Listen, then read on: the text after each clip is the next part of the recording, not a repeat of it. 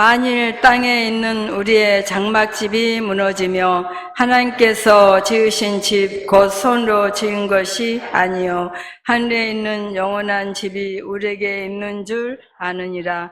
참으로 우리가 여기서 탄식하며 하늘로부터 오는 우리 초소로 덧입기를 간절히 사모하노라. 이렇게 입으면 우리가 벗은 자들로 발견되지 아니라 함이라. 참으로 이 장막에 있는 우리가 짐진 것 같이 탄식하는 것은 벗고자 함이 아니요 오히려 덧입고자 함이니 죽을 것이 생명에 삼킨 바 되게 하려 함이라. 곧 이것을 우리에게 이루게 하시고 보증으로 성령 우리에게 주신 이는 하나님이시니라. 그러므로 우리가 항상 담대하여 몸으로 있을 때는 주와 따로 있는 줄 아노니 이는 우리가 믿음으로 행하고 보는 것으로 행하지 아니함이로다. 우리가 담대하여 원하는 바는 차라리 몸을 떠나 주와 함께 있는 그것이라. 그런즉 우리는 몸으로 있든지 떠나든지 주를 기쁘시게 하는 자가 되기를 힘쓰노라. 이는 우리가 다 반드시 그리스도의 심판대 앞에 나타나게 되어 각각 선악간에 그 몸으로 행한 것을 따라 받으려 함이라. 아멘. 여러분 가운데 집이 두 채인 분 있어요? 두 채? 나는 집이 두 채다. 요즘은 두 채 하면 좀 얼마 이상이면 세금을 많이 받잖아요. 요즘 많이 판다고 그러더라고요. 여러분 두 채 없어요? 집? 있어요?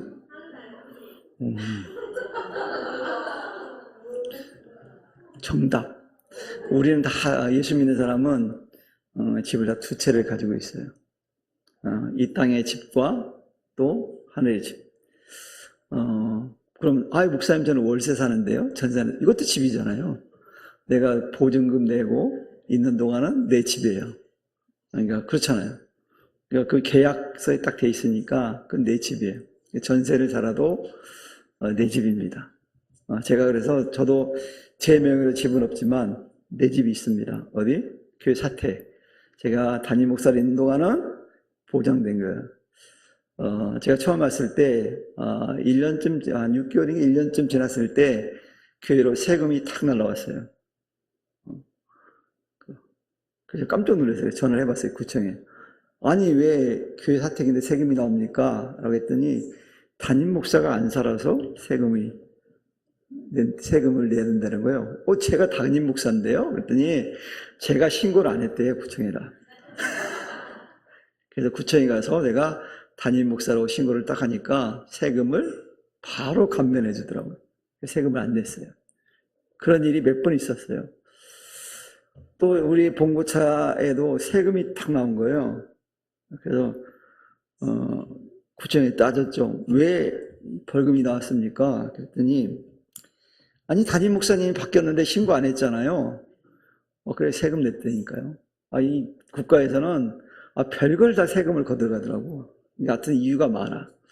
그러니까 내가 담임 목사로서 있는 동안은 3단지 302동 301호는 제 집이에요. 뺏어서 생각하지 마세요. 그러니까 저 집이 두 채인 거예요.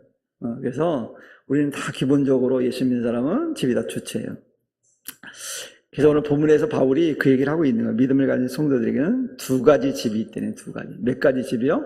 두 가지 집. 그래서 우리가 살고 있는 땅에 있는 장막집이고 또 하나는 우리 정지고사이 말씀한 것처럼 하늘에 하나님께서 예비해 두신 하늘에 있는 영원한 집이 우리에게 있어야다. 근데 더 놀라운 건 하늘에 있는 영원한 집은 부부한테 주는 게 아니에요. 개인적으로 다 주는 거예요. 개인. 그러니까 우리가 다 개인 명의로 다 가지고 있는 거예요. 그러니까 되게 좋죠. 기분 나쁘세요? 하늘에 집이 있다는데 여러분 명의로 하늘에 집이 있다고요. 그러니까 얼마나 우리는 자랑스럽게 생각해야 되는 거예요. 그러니까 여러분 이 땅에 혹시 월세를 살더라도 전세를 살더라도 여러분 걱정할 필요가 없어요. 우리가 갈 집이 잘 준비되어 있어요. 주님이 분명히 약속했잖아요. 승천하신 이유는 뭐냐면 우리를 위한 집을 준비하게 가신다고 그랬어요. 그러니까 지금 여러분들을 하나님께서 부르셔서 그날 갈 때까지 입주 전까지 누가 만들고 있어요? 집을 예수님이 잘 만들고 있어요. 그 입주하는 날 다 그 문을 열어주시는 거예요. 그럼 여러분 황금집으로 돼 있다고 그러더라고요. 금이 얼마나 요즘 비쌉니까? 혹시 여러분 금 가지고 있어요? 언젠가 우리 교회 어떤 권사님이 저를 찾아왔어요. 그러면서 $10인가? 금 10돈을 딱 주면서 목사님 좋은 일에 쓰세요. 그래서 10돈을 줬어요. 저를. 썼을까요? 안 썼을까요? 안 썼다가 썼어요. 좋은 일에. 어떤 일에 썼냐면 성교교 신학교가 있거든요. 근데 거기 학장님이 저한테 그러는 거예요. 학교에 그 난방기 에어컨을 바꿔야 되는데 교단 유지단에서 안 해준다는 거예요. 요청을 해도 안 해준대. 돈이 없다고. 그래가지고 그런 고민을 막 하는 거예요. 그래서 제가 저를 그 얘기 듣게 한 건 또 하나님의 뜻이 있을 거 아니에요. 그래서 고민하다가 제가 이제 물어봤어요. 재정부에. 그랬더니 재정부에서 목사님 그건 안 됩니다. 그래가지고 제가 포기를 하고 있었어요. 그런데 제 방에 금고 있는 거 아세요? 모르시는구나. 괜히 말했네. 금고 있어요. 금고 제 방에 금고가 있는데 갑자기 하나님께서 이제 재정부하고 얘기가 끝난 다음에 나중에 한 주 지났을 때 갑자기 딱 생각나는 거예요. 야, 네 금고에 금 있잖아. 금. 그래서 제가 상의를 했어요. 또 이거 권사님이 분명히 나한테 줄 때 좋은 일에 쓰라고 그랬는데 좋은 일을 쓸 기회니까 이거 팔아서 하자. 그랬더니 이 재정권사님 장로님도 자기 돈 안 들어가니까 그냥 하자고 그러더라고요. 그래서 신학교에 냉난방기를 교체해줬어요. 그래서 제가 물어봤거든요. 얼마 드냐 그랬더니 조금만 보태달래. 여기 학장님이 미안한지 한 100만 원만 보태도 이렇게 막 얘기하더라고요. 그래서 그러지 말고 정확하게 얘기해보라고. 얼마면 되냐 내가 또 하더니 금이 있으니까 하기로 했으니까 얼마나 되게 담대합니까? 도대체 얼마냐 그랬더니 300만 원 든다는 거예요. 300만 원. 그 당시에 금값이 팔면 얼마게요? 딱 10돈 300만 원이 딱 나왔었어요. 300만 원 팔아가지고 300만 원 보내줬어요. 그래서 바꿨더라고. 학교에 갔더니 내가 바꿨는데 학장님이 우리 교회가 했다는 걸 안 썼더라고. 그래서 후배니까 저기 너 그거 써가지고 사진 찍어 보내래 그랬어요. 우리 교회가 했다는 거 좀 해야지 내가 교인들한테 얘기를 할 거 아니야. 그랬더니 딱 써가지고 사진 찍어 보냈더라고요. 그래서 뭔 얘기다 이리 갔지? 황금집 얘기다 이리 갔죠. 그래서 금이 있어가지고 그걸 했어요. 금. 근데 하나님 우리 집을 뭘로 준다고요? 황금으로 줘준다. 황금. 기대되지 않습니까? 요즘 금이 엄청 비싸잖아요. 한 돌이 얼마예요? 한 60만 원 하나요? 70만 원이에요? 빨리 지금 가주세요. 한 돌이 70만 원이래. 파는 건 좀 더 쌉니다. 우리가 파는 건. 사는 건 70만 원이지만. 그래서 그럼 지금 팔았으면 얼마예요? 700만 원. 아쉬워하지 마세요. 왜? 우리는 이미 하나님께 드리면서 헌신하면서 하나님이 더 많은 걸 갚아줬기 때문에 손해가 안 난 거예요. 이런 얘기하면 목사님 아시면 좀 더 가지고 있으면 700만 원이래. 그런 생각 하시면 안 돼. 아무튼 우리는 하나님께서 우리에게 하나의 영원한 집인 황금집을 준비하고 있어요. 그럼 여러분 여기서 말한 상계에 말한 땅에 있는 장막인 뭘까요? 장막집은 뭘 의미할까요? 우리의 영적인 집이요? 아니에요. 우리의 육체를 말해요. 뭘 말한다고요? 우리 몸을 얘기해요. 근데 여러분 장막이 뭐예요? 영어로 장막을 텐트입니다. 텐트는 어떤 곳이에요? 텐트는 언제든 어떻게 해요? 거둘 수 있는 거잖아요. 그리고 시간이 지나면 낡고 찢어지는 임시거처가 텐트입니다. 그래서 몽골 사람들은 텐트를 치고 살았잖아요. 왜 그랬을까요? 유목민이다 보니까 빨리 옮겨야 되니까. 그러니까 거기서 계속 안 사는 거예요. 옮기는 거예요.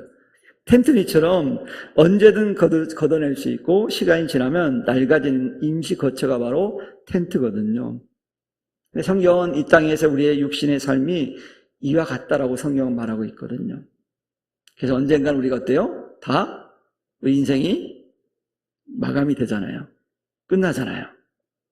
혹시 이 땅에서 영원히 살고 싶으신 분 계세요? 하나님 만약 허락한다면, 권사님, 하나님 허락한다면, 루원시티 좋은 동네 사니까, 하나님 허락한다면 아마 상당수가 하나님 나라 안 가고 이 땅에 좀 더 살다 갈게요. 막 버틸걸요?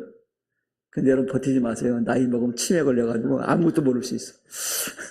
치매 걸려가지고 아무것도 모르고 사는 건 행복한 게 아니에요. 그죠? 알고 사는 게 훨씬 행복하죠. 아무튼 이 육신은 한계가 있다라는 거예요. 반드시 마감한다라는 거예요. 만약 우리에게 여러분 상상을 해보세요. 이 땅에서의 삶, 이 낡아질 장막집밖에 없다면 우리 인생이 얼마나 불쌍하고 허무합니까? 그렇잖아요. 그런데 감사하게도 어때요? 우리에게는 또 다른 뭐가 있다고요? 거처가 있대, 집이 있대. 뭐가요? 하늘에 있는 영원한 집. 그것도 황금으로 된 집.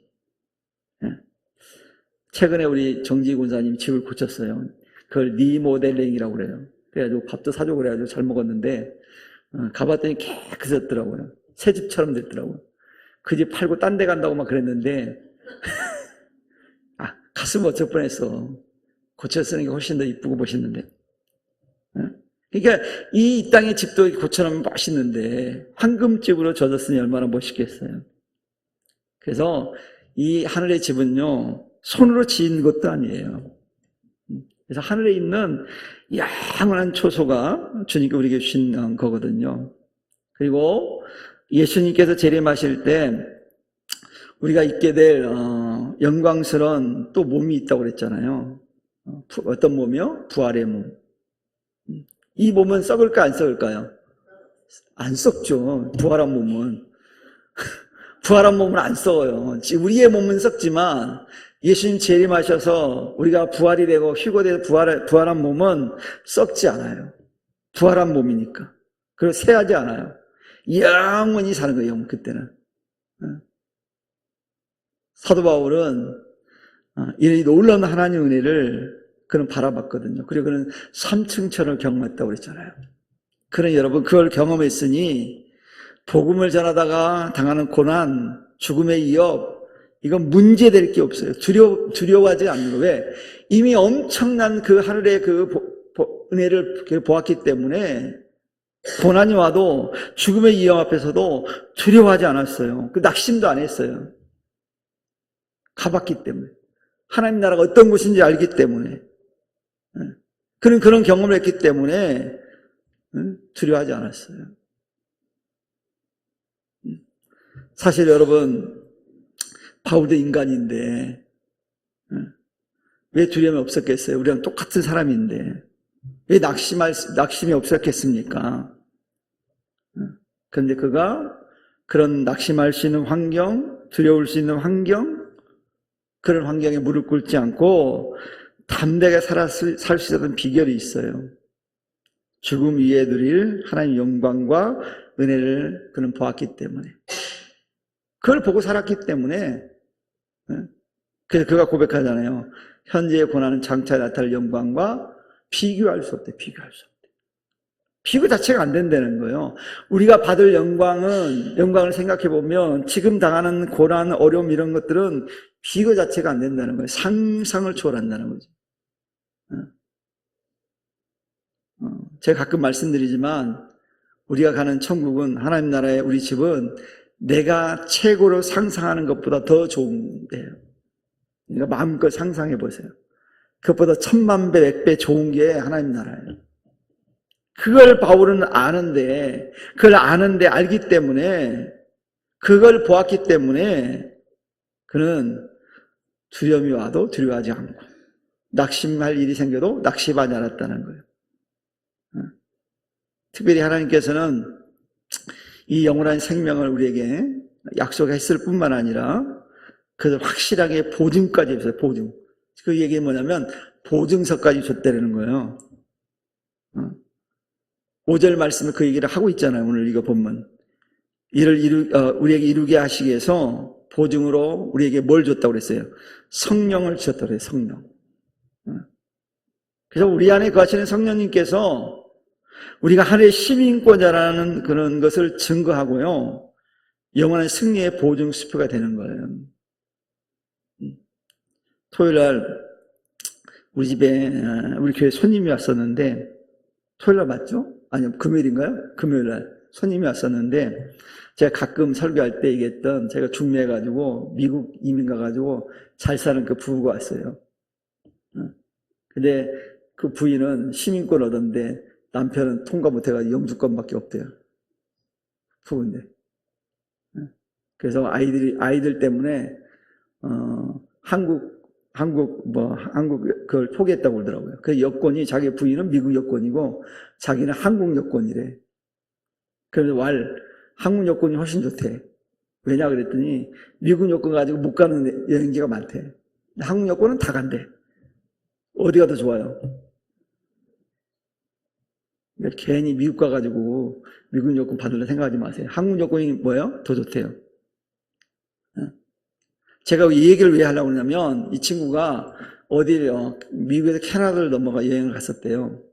근데 자기가 영주권을 깜빡 놓고 갔대요. 캐나다를. 그러니까 일을 처리하면 그냥 그걸 놓고 간 거죠. 그러니까 다시 미국으로 돌아가라고 하니까 영주권을 보여달라고 그러는데, 영주권을.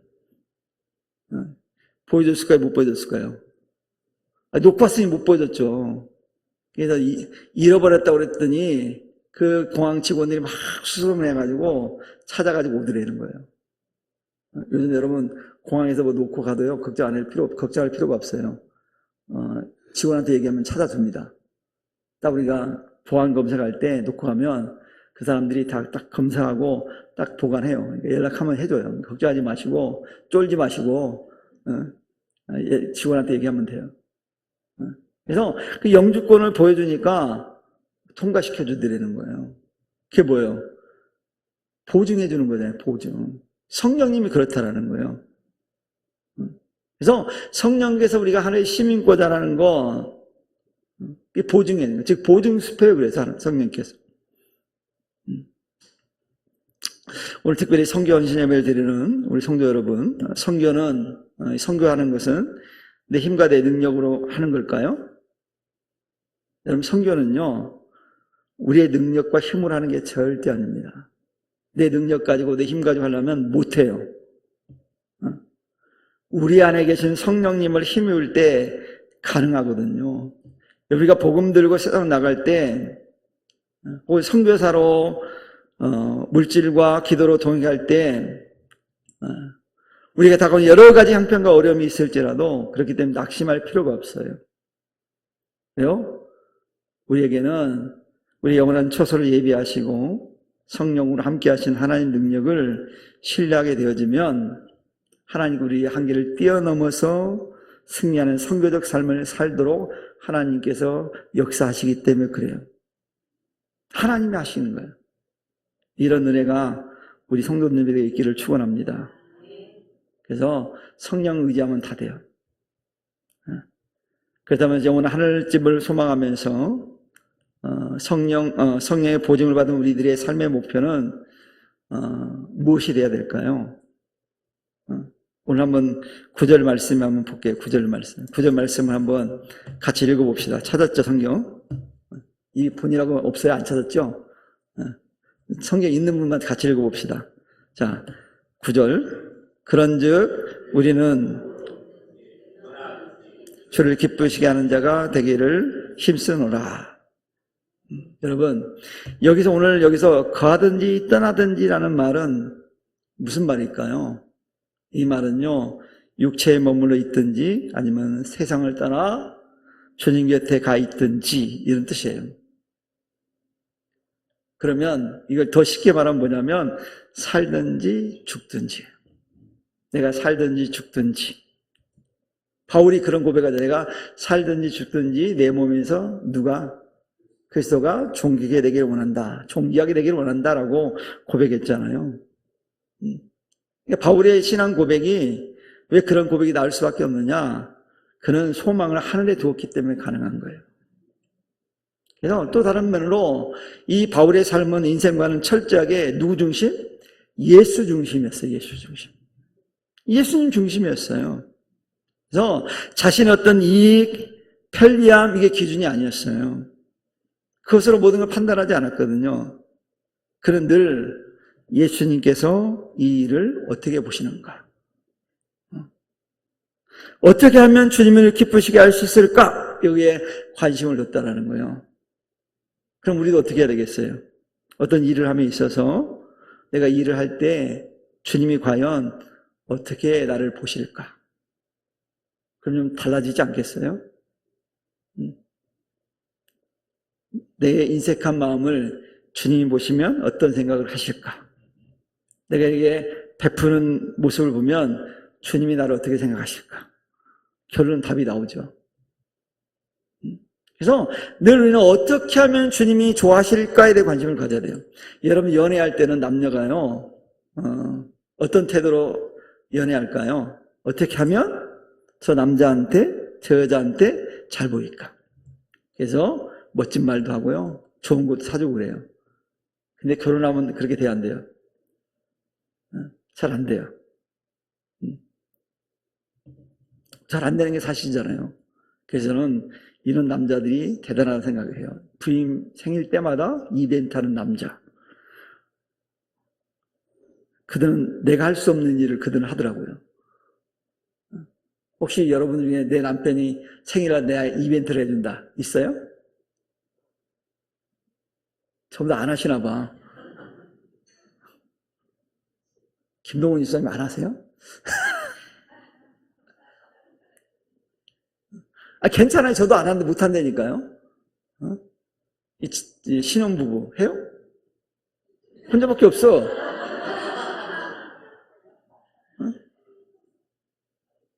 선생님이 내년에 자기 생일을 나한테 얘기하더라고. 목사님 나 생일 언제 몇 월 며칠에 얘기하더라고. 왜 나한테 얘기해? 신랑한테 얘기하지. 해줘.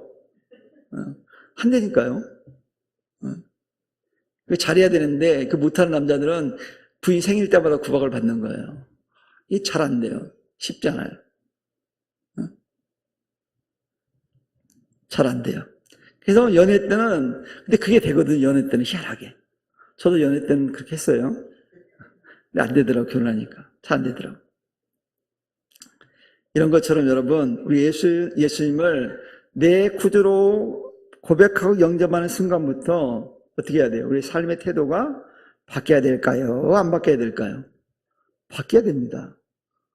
예수 믿을 때하고 안 믿을 때하고 똑같으면 안 되잖아요. 결혼을 하기 전과 결혼 후는 달라져야 돼? 똑같아야 돼요? 달라지는 게 맞죠. 똑같으면 안 되지. 왜 똑같아요? 결혼했는데. 저는 이게 달라진 거예요. 그래서 제가. 이벤트를 못하는 사람으로 달라진 거예요. 제가 그거 말하는 게 아니라 삶의 태도가 중심이 달라져야 돼요. 결혼하면 가정 중심이 돼야 되잖아요. 결혼했으면.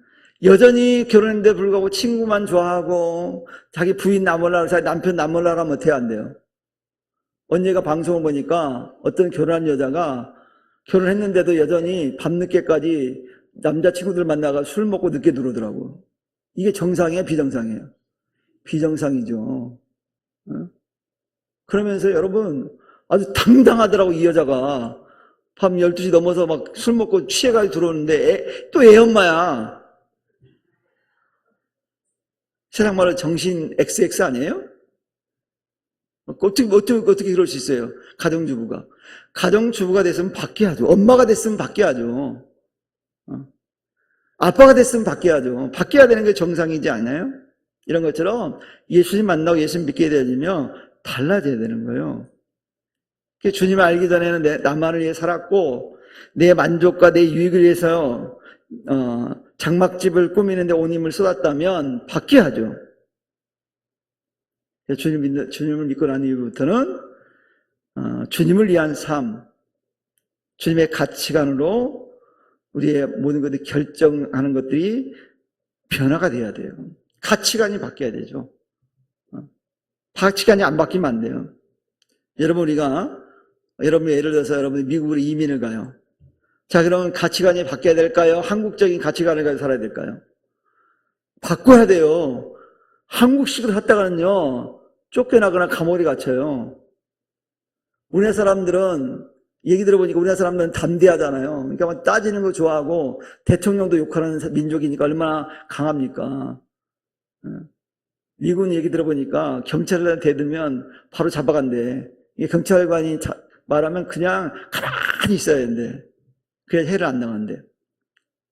우리나라식으로 막 경찰관을 따지면 총으로 쏴 죽이기도 한대요. 하려면 미국 경찰을 해야 되겠더라고. 한국 경찰은 맨날 당하잖아요. 맞기도 하고 막 그러잖아요. 한국식으로 살면 안 돼요. 미국 갔으면 미국식으로 살아야 되는 거예요. 바뀌어야 되는 거예요. 가치관이 바뀌어야죠. 예수 믿었으면 바뀌어야지, 안 바뀌어요. 바뀌는 게 당연한 거예요. 그래서 주님을 믿고 난 다음부터는 주님을 위한 삶, 주님의 가치관으로 우리 바뀌어야 돼요. 이것이 바로 뭐냐면 선교적 삶의 시작이에요. 선교가 여러분 대단한 게 아니에요. 내가 바뀌어서 변화된 삶을 사는 게 선교적인 삶이에요. 우리는 종종 그런 생각을 합니다. 하나님의 일, 선교 이렇게 얘기하면 오직 교회 안에서만 하는 일, 해외에 나가서 선교사를 사역하는 것만 하나님의 일이라고 착각하는 경우가 있어요. 근데 그렇지 않아요. 물론 그것이 귀한 일이긴 합니다. 남들이 하지 못하는 걸 하니까. 전 못해요. 해외에 나가 선교사 저는 못해요. 물론 하나님이 억지로 가라고 떠밀면 가겠지만 저는 못해요. 제 성격상. 제 입맛상 못해. 저는 외국 음식을 잘 못 먹는 사람이에요. 근데 제가 외국에 선교를 이렇게 간단하게 선교 사역을 가보면 신기하긴 해요. 하나님이 제가 처음 중국에 신학교에 강의차 갔었을 때인데요. 제가 일주일 동안 그 중국 아이들하고 중국 음식을 먹었거든요. 근데 하나님이 먹게 하시더라고요. 향이 이렇게 나는데. 근데 돌아와서는 정말 힘들었어요. 있을 때는 그랬는데. 근데 거기 선교사님들은 보니까 너무 잘 먹어. 오히려 한국 음식을 잘 못 먹더라고. 이게 저랑 달라요. 저는 한국에 와가지고 김치를 먹었는데 김치가 꿀보다 더 달더라고. 그러니까 저는 한국에 있어야 돼요. 그러니까 저를 속에다 보낼 생각을 절대 하지 마세요. 그러니까 이 사회가 너무 귀한 일이에요. 그렇지만 진정한 선교적 삶은요, 세상 속에서 내게 주어진 삶의 자리가 바로 뭐예요? 하나님이 일터라는 사실을 깨닫는 데부터 선교가 시작되는 거예요. 여러분이 속한 곳이 선교적 삶의 터전이에요. 내가 하나님을 알기 전에는 세상 속에서 그저 돈을 벌고 나만을 위해서 직장생활하고 사업을 했지만 주님을 믿는 순간부터는요, 이 생각이 바뀌어야죠. 똑같이 일하고 똑같은 사람을 만나지만 마음 자세가 달라져야 된다는 거예요. 어떻게 해요? 선교지라고 생각해요. 내가 속한 가정, 내가 일하는 직장, 내가 만난 이웃이 바로 하나님께 내게 맡겨주신 선교의 터전이에요. 이게 선교지를 함부로 하면 돼요, 안 돼요? 안 되잖아요. 선교지예요. 그래서 나의 말, 나의 행동, 여기서 뭐가 드러나야 돼요? 예수님이 드러나야죠. 그러면 하나님께 영광이 되어져요. 내 예배드리고 오늘 예배드리고 가가지고 남편하고 태판 싸운다든가 자식을 두들겨 팬다든가 그럼 될까 안 될까요? 안 되죠. 혹시 그러면 안 돼요. 예전에 제가 중고등학생들을 대상으로 연구를 해본 적이 있어요. 연구. 그랬더니 연구 내용 중에 하면서 어떤 아이가 그런 얘기를 하더라고요. 목사님, 저는 우리 엄마 아빠가 교회에 있을 때가 너무 좋아요 그러더라고요. 교회에 있을 때 너무 좋대. 그 얘기는 뭐냐면 집에 있을 때는 싫대 우리 엄마 아빠가. 그 얘기는 뭐예요? 무슨 얘기예요? 집에 있으면 그 아이 표현대로 말하면 이래. 목사님 우리 엄마 아빠는요 교회 있을 때는 천사인데요 집에 가면요 악마로 바뀌어요 그러더라고요. 무슨 얘기겠어요? 교회 있을 때는 정말 잘해주는데 집에 가면 엄마 아빠가 아니라는 거예요. 교회에서 만나는 엄마 아빠가 아니라는 거예요. 너무 다르다는 거예요. 선교지에 가서 살면 안 되잖아요. 선교지에 가서는 예수님이 오히려 드러나야죠. 그래서 우리가 선교진 가정에서 잘해야 됩니다. 그러니까 우리 권사님들 가운데 남편이 얄밉고 꼴배기 싫고 이래도 참고 막 이런 분들이 있어요. 대단하게 선교를 잘하고 있는 거예요. 왜? 그 영혼 하나 구원해 보겠다고. 그 자식 하나 구원해 보겠다고 참고 인내하는 거잖아요. 그걸 누가 아실까요? 하나님이 아시고 계셔. 그러니까 여러분 그 상급은 어디서 받자? 하나님 나라 가서 하나님 주실 거예요. 그래 너 잘 참았다. 너 때문에 네 남편이 예수 믿었잖아. 네 자식이 예수 믿었잖아. 하나님께 막 칭찬하실 거예요. 칭찬. 이런 칭찬을 받는 우리 성도에게를 축원합니다. 말 안 듣잖아요 진짜. 내 가장 가까운 사람이 가장 말을 안 들어요. 그래서 우리가 주님과 늘 함께 할 때 이 선교적 삶을 잘 감당할 수 있습니다. 그리고 우리가 주님과 함께 동행한다는 것은 어떤 의미냐면 내가 무슨 일을 하든지 예수님이라면 이 순간에 어떻게 하실까? 예수님이라면 이 물질을 어떻게 쓰기를 원하실까? 예수님이라면 내게 주신 이 건강과 시간을 어떻게 사용하시기를 원할까? 끊임없이 묻고 고민하는 거예요, 고민. 그래서 여러분, 신앙인들은요, 거룩한 고민을 많이 해야 돼요. 그 거룩한 고민이라는 게 어떻게 하면 하나님 믿는 사람답게 살까? 이 상황에서 예수님 어떻게 말씀하실까? 늘 물어야 돼. 아무런 고민 없이 그저 내 생각과 내 경험대로 하는 것은 주님과 함께하는 사람의 모습이 아니거든요. 누구든 다 그렇게 하잖아요. 자기 경험대로, 자기 생각대로, 자기가 하고 싶은 대로 하는 건 누구든 할 수 있는 일이에요. 근데 예수 믿는 사람은 달라야죠. 그러니 사랑하는 성도 여러분, 선교는 그래서 거창한 구호에만 머무는 것이 선교가 아닙니다. 내 중심에 내가 있지 않고요. 그 자리를 주님께 내어드리는 것부터 시작되는 거예요, 선교는.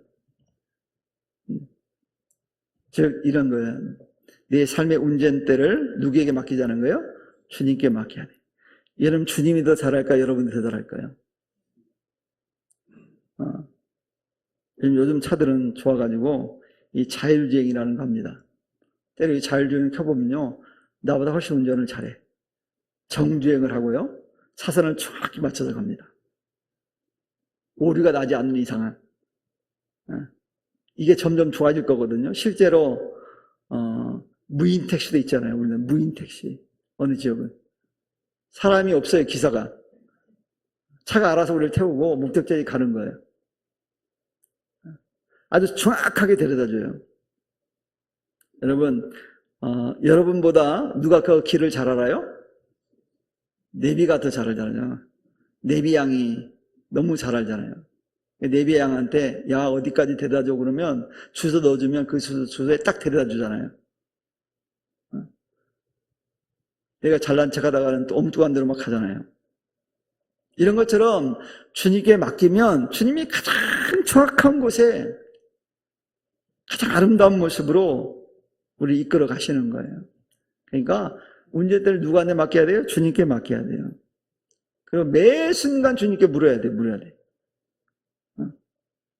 예전에 제가 어떤 만난 집사님이 있었는데 이분은요,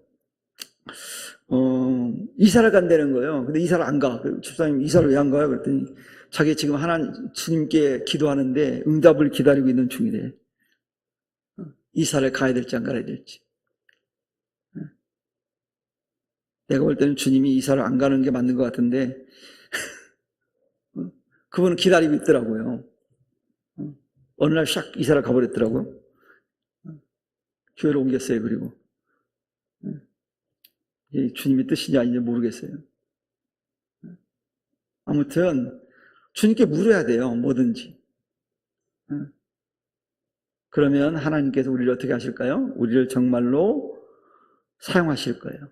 하나님의 도구로. 선교의 도구로 사용하실 거예요. 그러니 우리가 잠시 머무는 이 땅의 장막집에 여러분 연연하지 않았으면 좋겠어요. 하나님의 집, 즉 하늘의 영원한 집을 바라보면서 담대하게 나아가는 우리 성도 되기를 바랍니다. 그래서 우리가 가든지 떠나든지 어떤 형편에 있든지 오직 주님만을 기쁘게 해드릴 수 있는 그런 신앙이 됐으면 좋겠어요. 우리가 믿는 이유가 그거잖아요. 주님을 기쁘시게 하면요 다 돼요. 여러분 자녀들이 부모를 기쁘게 하면요 부모의 뭐가 열려요? 주머니가 열리잖아요. 닫혀있던 지갑이 열리거든요. 기쁘게 해드리는 게 중요해요. 뭔가 여러분이 기대한다면 하나님을 기쁘게 해드릴 수 있는 성도들이 됐으면 좋겠어요. 그게 주님과 함께하는 삶이에요. 그래서 우리 성도님들은 주님과 함께함을 통해서 여러분 인생이 더욱더 거룩하고 복되고 하나님의 은혜를 충만하게 누리는 귀한 삶이 되기를 주님으로 간절히 축원합니다. 기도하겠습니다. 하나님 감사합니다.